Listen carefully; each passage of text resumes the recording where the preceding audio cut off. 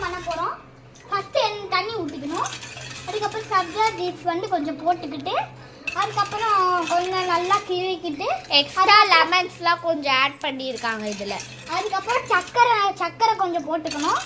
அதுக்கப்புறம் நல்லா கிளறி விடுங்க. இதோ இப்போ கலர்ற மாதிரி நல்லாவே கலரிக்கோங்க.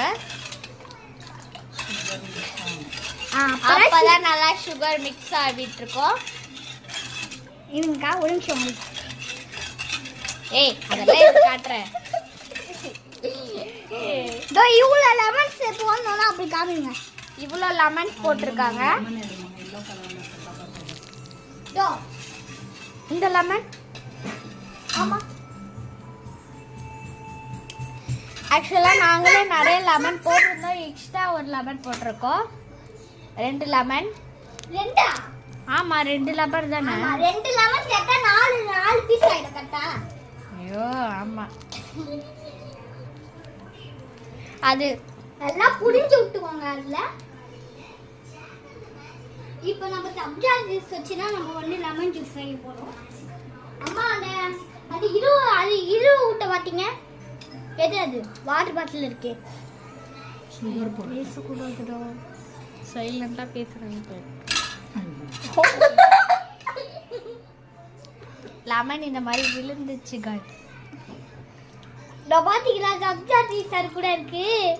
Sabja juice lemon.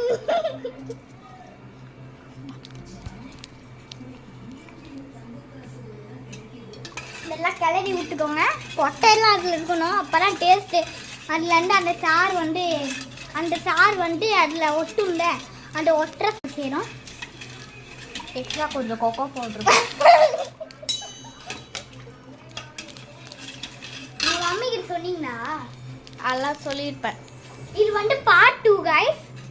நல்லாவே இருக்கு, ரெடியா இருக்கு பாருங்க. ஜூஸோட ஆமா கைஸ், இது பார்ட் 2 ஓகேவா கைஸ்? இது பார்ட் 2. ஆக்சுவலா இப்போ ஐஸ் தண்ணி வந்து இதுக்குள்ள ஊத்தணும். ஐஸை போட்டுட்டு இருக்கோம் நாங்க. ஐஸ் தண்ணி ஊத்தலாம், ஐஸும் போடலாம். பாத்தீங்களாங்க எவ்வளோ ஐஸ் போட்டிருக்கோம் நாங்க பாருங்க. ஐஸ் அம்மா எனக்கு ஒரு ஐஸ் கொடுங்கம்மா. ஆளாளுக்கு வாயில போட்டுக்கலாம். இது கை கழுவு அது கழுவு. அங்க கழுவு. நம்ம வேற வந்துச்சுன்னு எடுத்துக்கலாம்.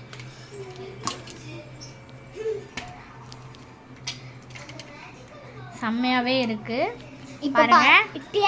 செம்மையா இருந்தா